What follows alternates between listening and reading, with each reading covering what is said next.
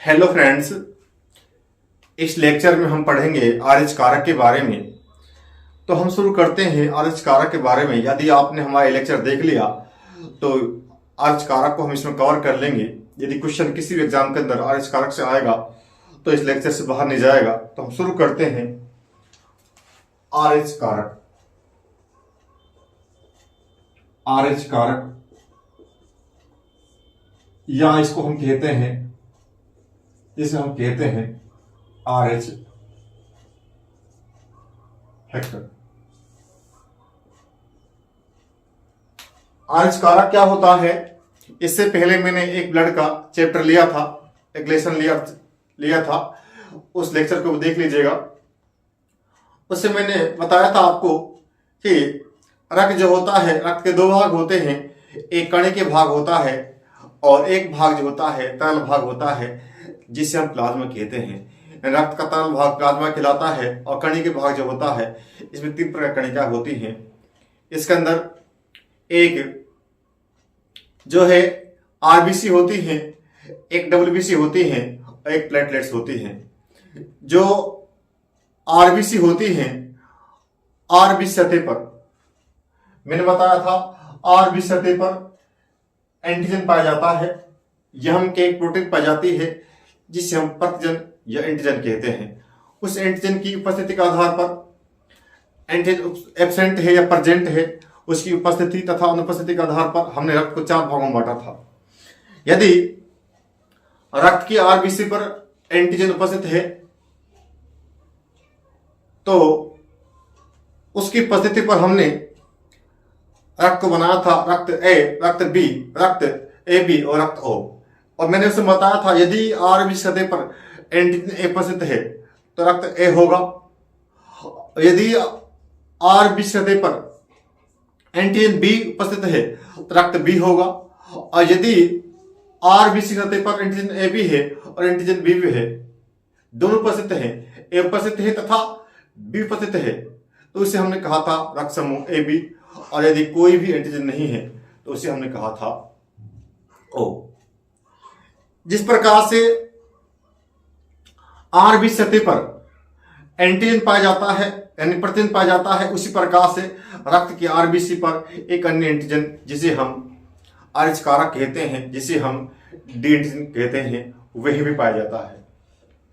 यानी एंटीजन और आरएच कारक जो होते हैं ये दोनों ही आरबीसी की सतह पाए जाते हैं। और उसी का आधार पर हम आगे पढ़ेंगे आरएच नेगेटिव और आरएच पॉजिटिव। यदि आरबीसी सतह पर आरएच कारक उपस्थित है उसे हम कहेंगे आरएच पॉजिटिव। यदि आरएच कारक अनुपस्थित है तो उसे हम कहेंगे आरएच नेगेटिव। तो साथियों, इस प्रकार हम संपूर्ण लेक्चर में आरबीसी कंप्लीट कवर करेंगे। तो इसमें पहले लिख लेते हैं कि इसी खोज किसने की। एक बहुत अच्छा पॉइंट बनता है, किसी खोज किसने की, ध्यान रखना है। आरएच कारक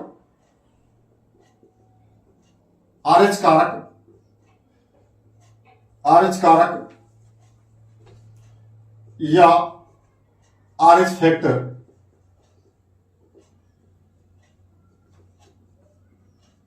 की खोज, आरएच कारक की खोज, आरएच फैक्टर की खोज कार्ल लैंड स्टीनर तथा विनर ने मकाका रीशस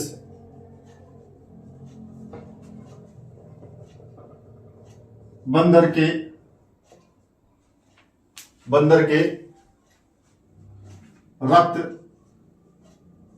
रक्त की आरबीसी में की। यानी जो आरएच फैक्टर जो है, आरएच कारक जो है, इसी खोज जो है, यह 2 वैज्ञानिक हैं। एक है कार्ल लैंड स्टीनर और दूसरा जो है विनर है। दोनों का नाम ध्यान रखना है, एग्जाम में ये पूछ ले जाते हैं। एक का नाम है कार्ल लैंड स्टीनर, और एक जो नाम है दूसरा साथी इसके विनर, इन दोनों ने मिलकर के रक्त समूह की और एस फैक्टर की दोनों खोज की थी। और किसमें की थी ये भी ध्यान रखना है, मकाक्रिसस नामक एक बंदर था, उसके रक्त की आरबीसी पर आरएस फैक्टर की आरएस कारक खोज की थी। यदि हम इसके अंदर अन्य बिंदु देखते हैं तो इसके अंदर हम इसका जो अन्य नाम जो है उसको हम पढ़ लेते हैं, आरएच कारक को एंटीजन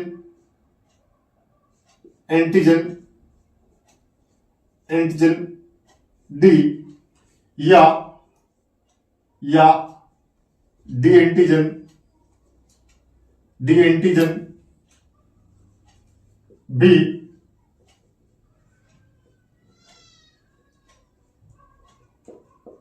कहा जाता है।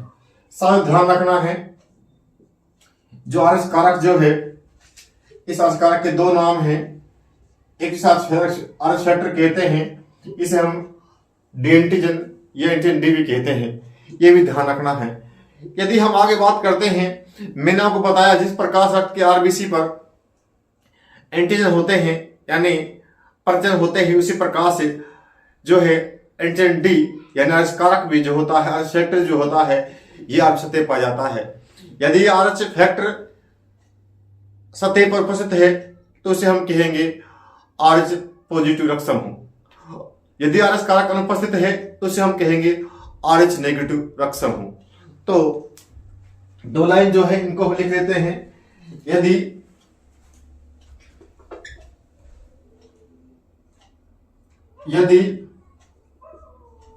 रक्त की आरबीसी की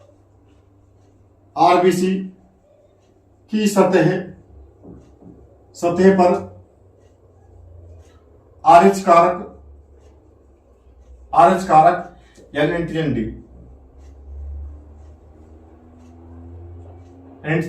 डी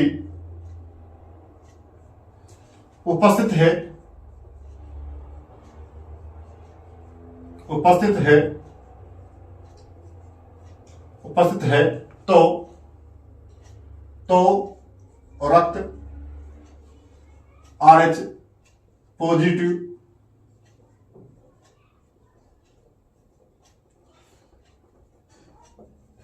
कहलाता है। यदि रक्त की आरबीसी की सतह पर आरएच कारक यानी एंटीजन डी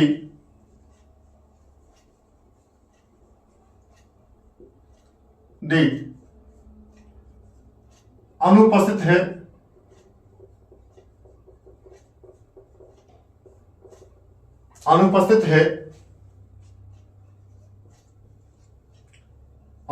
है तो रक्त आरएच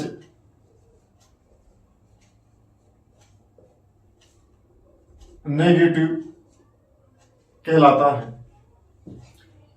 यदि आरएच कारक उपस्थित है तो रक्त जो है आरएच पॉजिटिव कहलाएगा, और यदि आरएच फैक्टर अनुपस्थित है रक्त आरएच नेगेटिव कहलाएगा।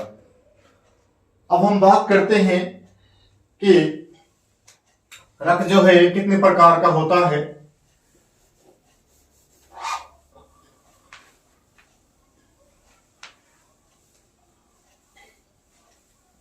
यदि हम रक्त की बात करते हैं तो रक्त होता है 4 प्रकार का, blood group A, blood group B, blood group O और ब्लड ग्रुप ए बी।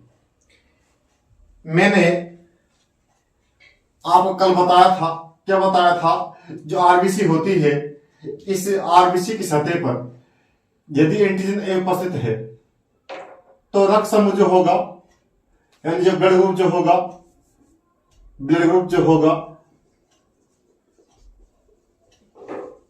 होगा यह ए कहलाएगा। और यदि आर की सतह पर, यदि आरबीसी की सतह पर एंटीजन बी उपस्थित है, एंटीजन बी उपस्थित है, तो रक्त समूह जो है यह बी कहलाएगा। और यदि आर सतह पर एक एंटीजन ए बी है, एक एंटीजन ए बी है और बी भी है, तो उसे हम कहेंगे रक्त समूह ए बी। और यदि आरबीसी सतह पर, यदि आरबीसी की सतह पर एंटीजन नहीं है, एंटीजन ना ए है और ना बी है, दोनों अनुपस्थित है, तो उसे हम कहेंगे रक्त समूह ओ। साथियों, एंटीजन की उपस्थिति के आधार पर रक्त को हम 4 भागों में बांटते हैं, एक ए, एक बी, एक ए बी और एक ओ। यदि आरबीसी पर एंटीजन ए उपस्थित है तो रक्त समूह ए कहलाएगा। यदि बी उपस्थित है, रक्त समूह बी कहलाएगा। यदि ए बी है और बी भी है, यानी एंटीजन बी भी है, एंटीजन बी भी है और ए भी है, दोनों उपस्थित है, यानी एंटीजन बी भी पाया जा रहा है सतह पर, ए पाया जा रहा है, तो रक्त समूह जो होगा यह ए बी कहलाएगा। और यदि आरबीसी सतह पर एंटीजन ए तथा बी दोनों अनुपस्थित है, दोनों नहीं है, तो रक्त समूह कहलाएगा ओ। इस प्रकार रक्त को हम 4 भागों में बांटते हैं। यदि हम आगे बात करते हैं, यदि ए वाले की सतह पर, यदि ए वाले की सतह पर एंड जो ए है इसे 2 भागों में बांटेंगे हम, यानी जो ए जो है ए, इसे हम बांटेंगे, रक्त समूह ए जो होगा इसे हम 2 भागों में बांटेंगे। ए जो होगा ये 2 प्रकार का होगा, यानी एक होगा ए पॉजिटिव, एक होगा ए नेगेटिव। इसी प्रकार से जो बी जो होगा यह भी 2 प्रकार का होगा, एक होगा इसमें, एक होगा बी पॉजिटिव और एक होगा बी नेगेटिव। इसी प्रकार से जो ए बी होगा, ए बी जो होगा ए बी 2 प्रकार का होगा। कैसे होगा 2 प्रकार का? एक ए बी पॉजिटिव होगा और एक ए बी नेगेटिव होगा। इसी प्रकार से जो ओ होगा ओ बी, यानी जो ओ होगा ओ भी 2 प्रकार का होगा, एक ओ नेगेटिव होगा और एक ओ पॉजिटिव होगा, यानी एक ओ पॉजिटिव होगा और एक ओ नेगेटिव होगा। साथियों, ये कैसे बांटे हमने, मैंने बताया यदि आरबीसी की सतह पर एंटीजन तो है, साथ साथ में आरएच कारक भी है एंड एंटीजन भी है, दोनों है, तो उसे हमने कहा है पॉजिटिव। यानी देखिए इसमें कैसे बनेगा, जो ए होगा ए जो होगा ए की सतह पर, रक्त की आर सतह पर ए से ए कब कहेंगे, ए तो तब कहेंगे जब केवल क्या होगा एंटीजन ए होगा, तो इसे हम ए कहेंगे। अब इसमें नेगेटिव पॉजिटिव क्या होगा, यदि जो आरबीसी है उस सतह पर यदि एंटीजन ए तो है ही है, ये तो ए कहा हमने इसको, और साथ में आरएच कारक भी हो, साथ में क्या हो आरएच कारक भी हो, यानी आरएच कारक भी है और एंटीजन ए भी है, दोनों उपस्थित है, तो इसे हम कहेंगे ए पॉजिटिव। यानी यदि आरबीसी सतह पर एंटीजन ए बी है और साथ में ए के साथ एंटीजन ए के साथ आरएच कारक उपस्थित है, तो उसे हम कहेंगे ए पॉजिटिव। और यदि ए नेगेटिव कब कहेंगे, जब आरबीसी पर केवल, जब आरबीसी की सतह पर केवल एंटीजन ए हो आरएच कारक नहीं हो, तो उसे हम कहेंगे ए नेगेटिव।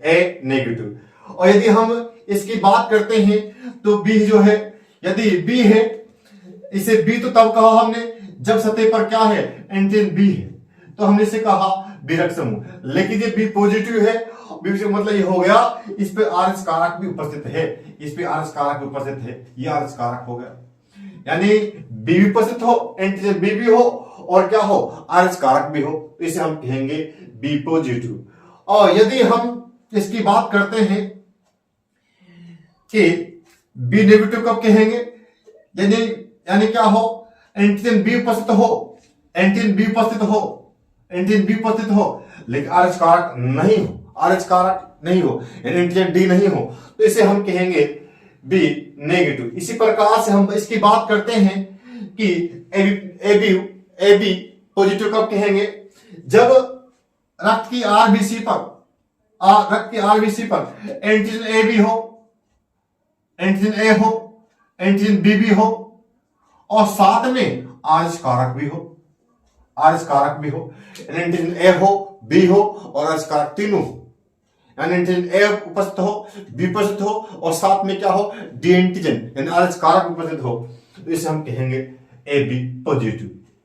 और यदि रक्त की आरबीसी पर क्या हो, एंटीजन ए हो, एंटीजन ए हो, एंटीजन ए हो, एंटीजन बी हो, लेकिन आरएच कारक नहीं हो, तो इसे हम कहेंगे ए बी नेगेटिव। इसी प्रकार से इसकी बात करते हैं, यदि औरक समूह यानी ये आरबीसी है, इस आरबीसी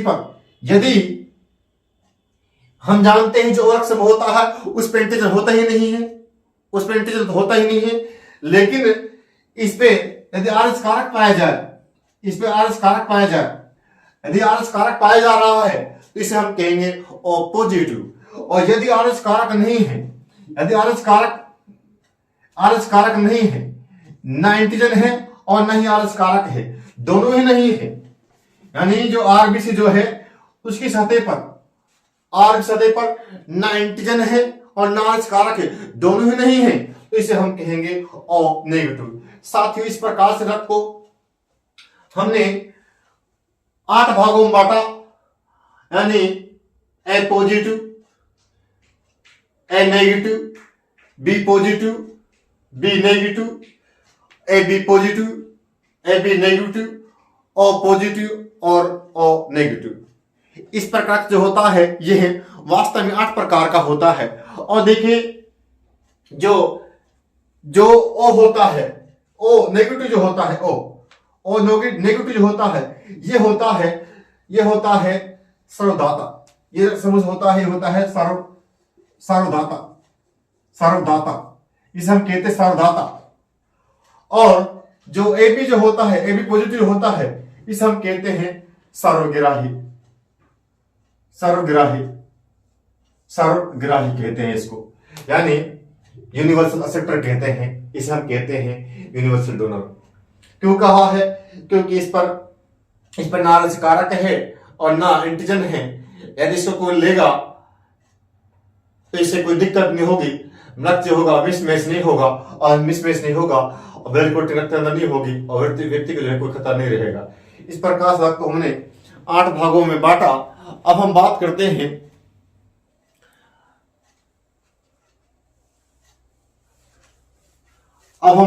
हैं कि जो वर्ल्ड में जो आरएच नेगेटिव कितने हैं, आरएच पॉजिटिव व्यक्ति कितने हैं, इसकी ही बात हम कर लेते हैं। यदि हम वर्ल्ड में बात करते हैं, यानी ब्लड ग्रुप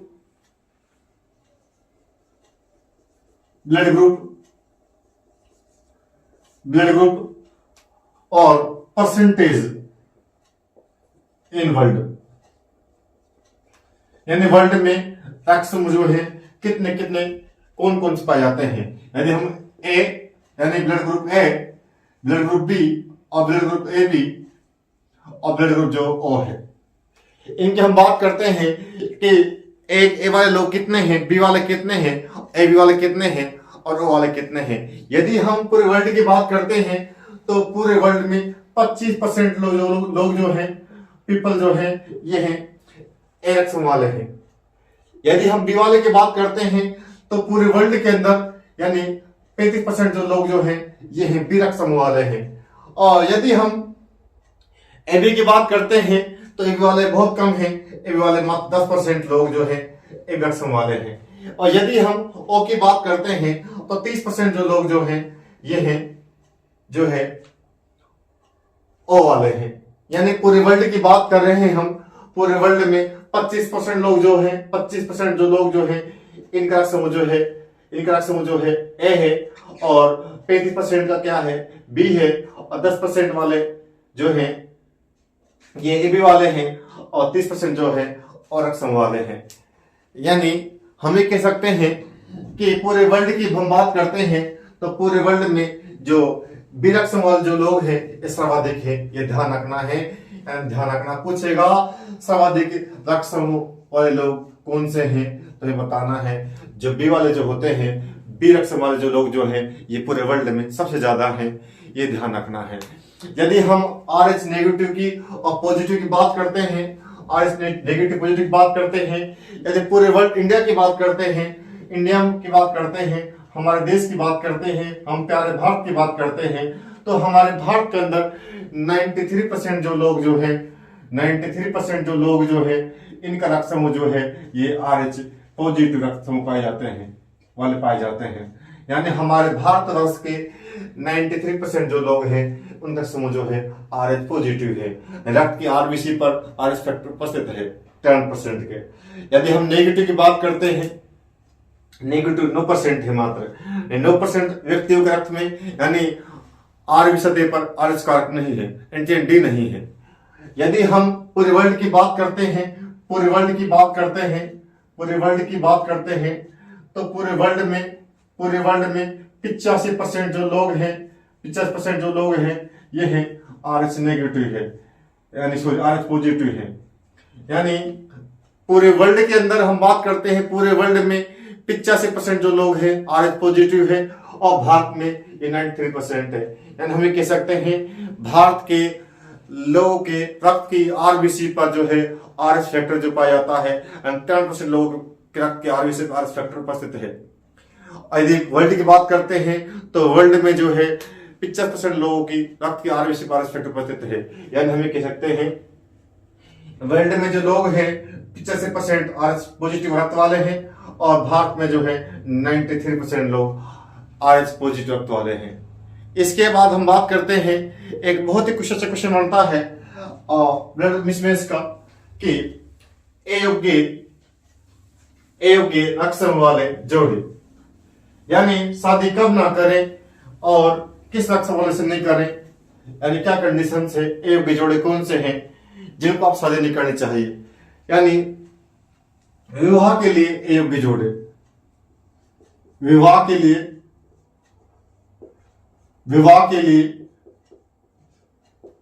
अयोग्य जोड़े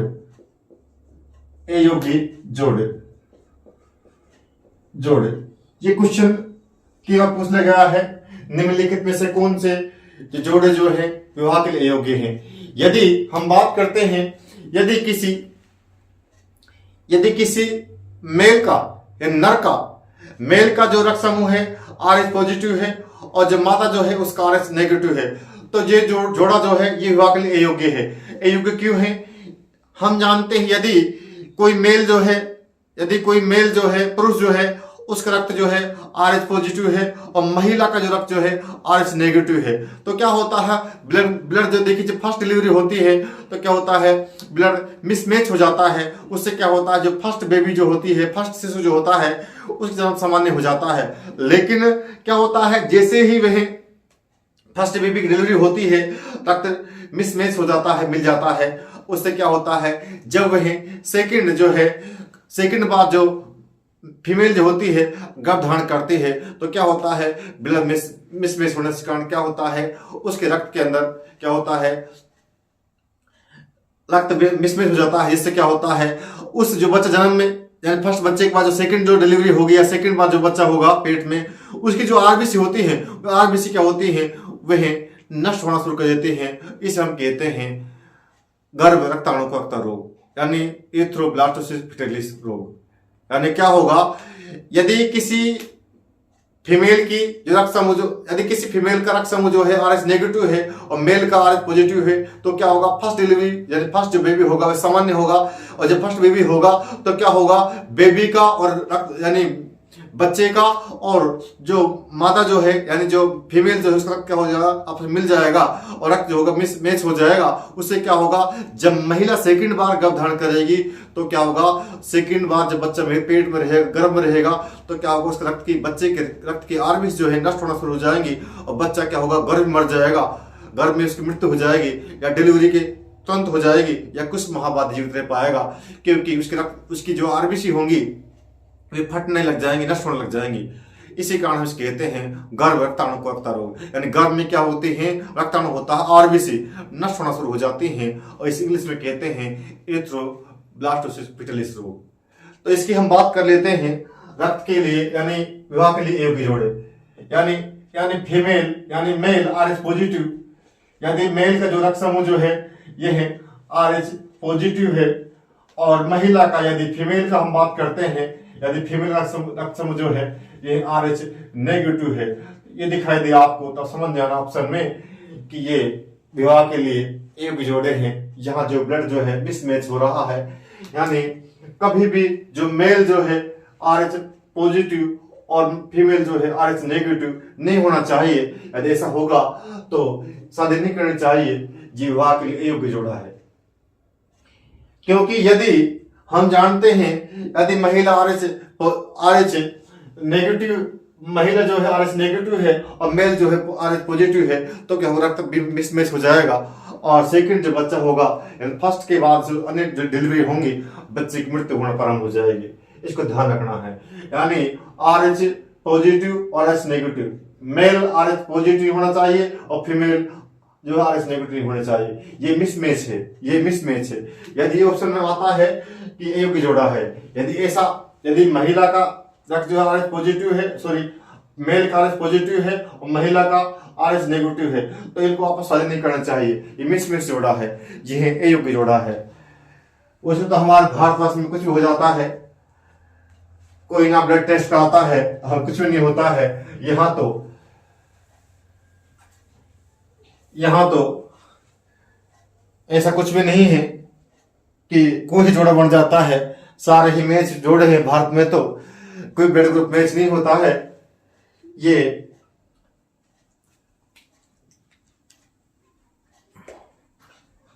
यदि हम आगे हम बात करते हैं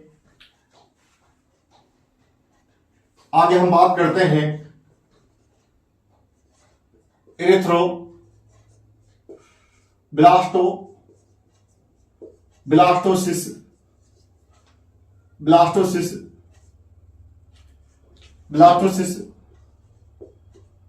फिटेलिस, एरिथ्रोब्लास्टोसिस फिटेलिस, यानी हम इसकी बात कर लेते हैं। यह है भी बहुत इंपॉर्टेंट टॉपिक है, इसकी चर्चा हम कर लेते हैं। यदि किसी महिला का रक्त समूह RH नेगेटिव तथा पुरुष का रक्त समूह RH पॉजिटिव है, तो यह विवाह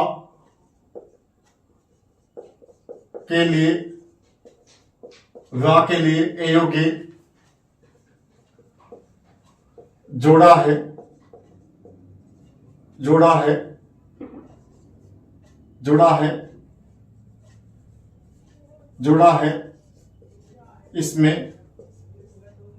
इसमें विवाह के बाद प्रथम शिशु सामान्य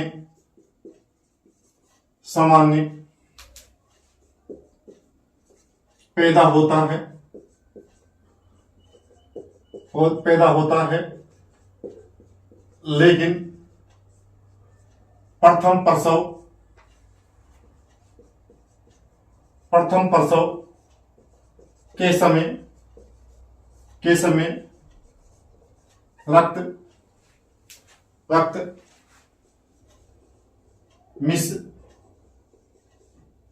मिसमैचिंग हो जाती है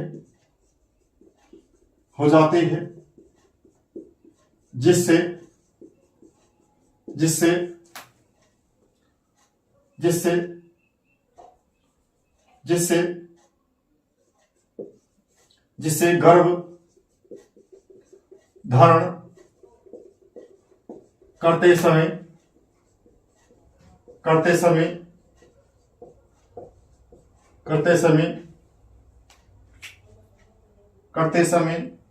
शिशु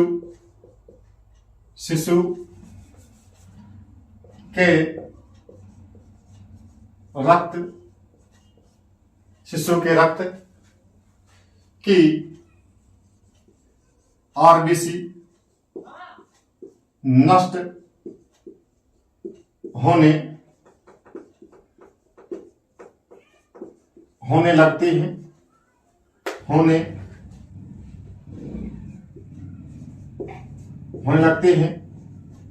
जिससे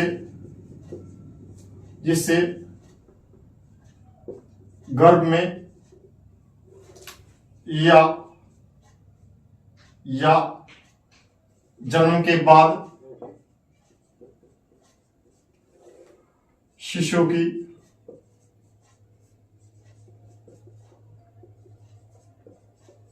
मृत्यु हो जाती है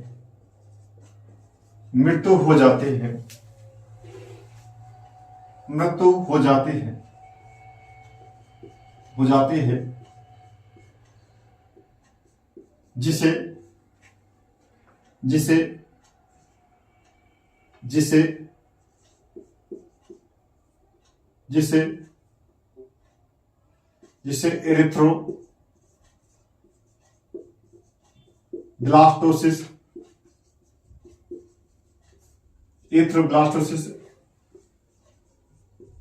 फेटेलिस रोग कहते हैं।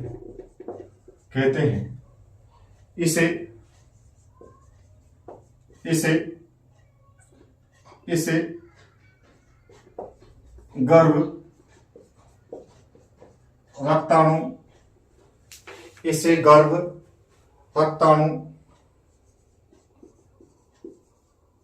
कोरकता रोग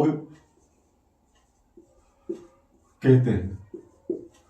साथियों, यदि किसी महिला का RH नेगेटिव है और पुरुष का RH पॉजिटिव है, यानी महिला का जो है RH नेगेटिव है और पुरुष का पॉजिटिव है, और विवाह हो जाए और विवाह होने के बाद पता लगे कि ये महिला तो RH नेगेटिव थी और जो पुरुष था वह RH पॉजिटिव था, ये मिसमैच जोड़ा था, ये विवाह के लिए एक जोड़ा था, विवाह हो गया, अब क्या करें?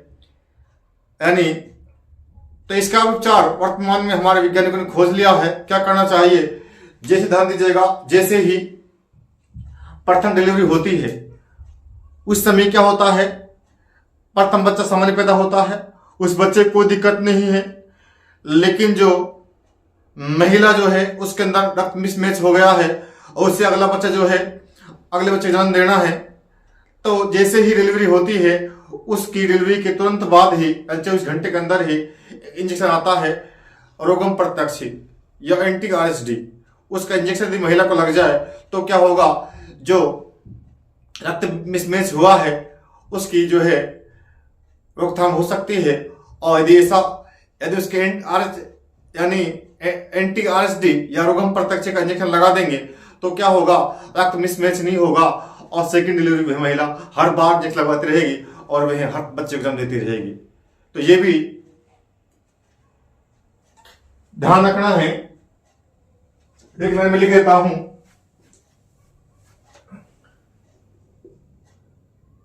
एरिथ्रोब्लास्टोसिस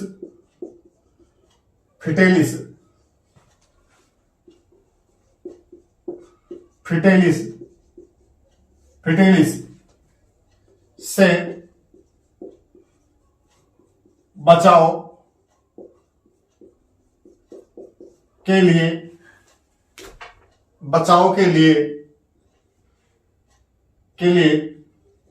एंटी आरएचडी या इसी को हम कहते हैं रोगहम एंटी आरएचडी या रोगहम प्रतिरक्षी का टीका लगाया जाता है।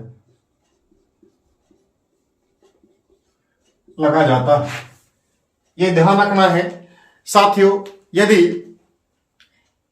किसी महिला पुरुष ने मिसमैच या अयोग्य जोड़ा वाला विवाह कर लिया है तो प्रथम डिलीवरी के बाद क्या करना चाहिए? हर डिलीवरी के बाद क्या करना चाहिए? महिला को एंटी आरएचडी का या रोगम प्रतिरक्षा इंजेक्शन लगाना चाहिए ताकि संक्रमण ना हो, यानी जो बच्चा जन्म लेगा अगला उसकी जो आरबीसी में नष्ट ना हो, इसके लिए महिला की एंटी आरएचडी का या रोगम प्रतिरक्षा का जो टीका है वह लगाना चाहिए।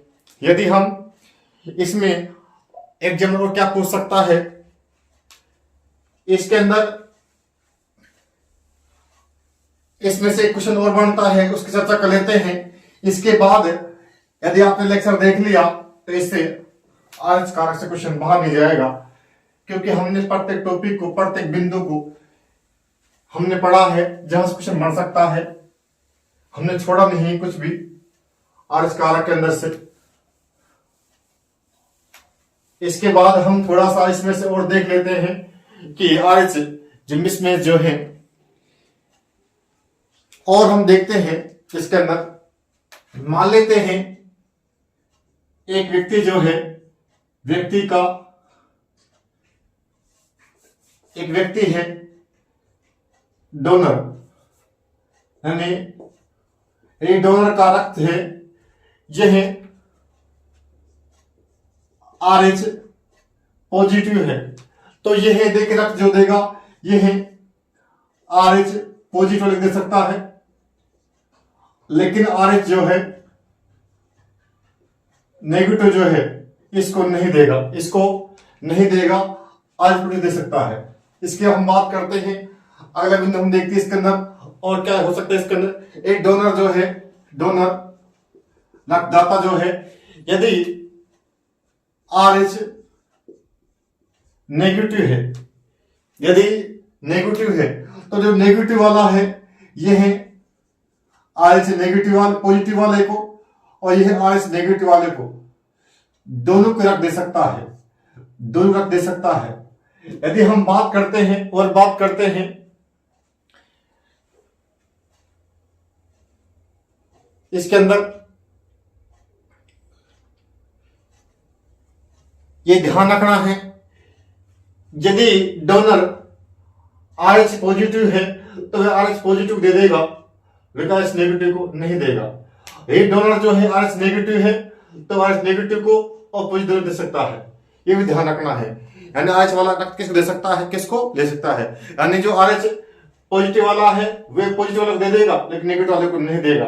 यदि डोनर जो है, दाता जो है, देने वाला जो है, इसका रक्त जो है आरएच नेगेटिव है तो वह नेगेटिव और पॉजिटिव दे सकता है।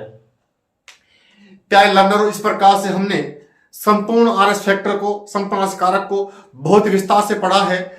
यदि आपने लेक्चर इतना देख लिया तो आज का क्वेश्चन बाहर नहीं जाएगा। इससे क्वेश्चन यानी हमने पूरा कवर कर लिया है। आप हमारे लेक्चर को, हमारे वीडियो किस प्रकार देखते रहें, इनको प्यार देते रहें और जिन साथियों को इन लेक्चर की जरूरत है, जो साथी अब तैयारी कर रहे हैं, उन तक भी इन लेक्चर को शेयर कर दीजिएगा ताकि वे भी इनका लाभ ले सकें और इस प्रकार देखते रहें, एंजॉय करते रहें। Thank you.